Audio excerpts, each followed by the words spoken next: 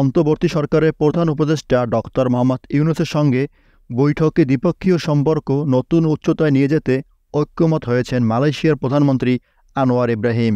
সেই সঙ্গে বাংলাদেশি শ্রমিকদের জন্য সুখবর দিয়েছেন তিনি। বৈঠক শেষে শুক্রবার বিকেলে হোটেল ইন্টারকন্টিনেন্টালে সংবাদ সম্মেলনে কথা বলেছেন আনোয়ার ইব্রাহিম। টিকিট জটিলতার কারণে মালয়েশিয়া যেতে না পারা 18,000 শ্রমিককে সব সহায়তা দেওয়া হবে বলে জানিয়েছেন তিনি। মালয়েশিয়ার শ্রম বাজারে প্রথম পর্যায়ে 18,000 বাংলাদেশি নেওয়া হবে। তিনি আরও বলেন, ডক্টর মোহাম্মদ ইউনূসের নেতৃত্বের উপর পূর্ণ আস্থা রয়েছে আমার। আমি বিশ্বাস করি বাংলাদেশ এগিয়ে যাবে এবং সর্বাত্মক সহযোগিতা থাকবে। সংবাদ সম্মেলনে প্রধান উপদেষ্টা ডক্টর মোহাম্মদ ইউনূস বলেছেন, মালয়েশিয়ার সঙ্গে দ্বিপক্ষীয় সম্পর্ক নতুন উচ্চতায় নিয়ে যেতে চাই।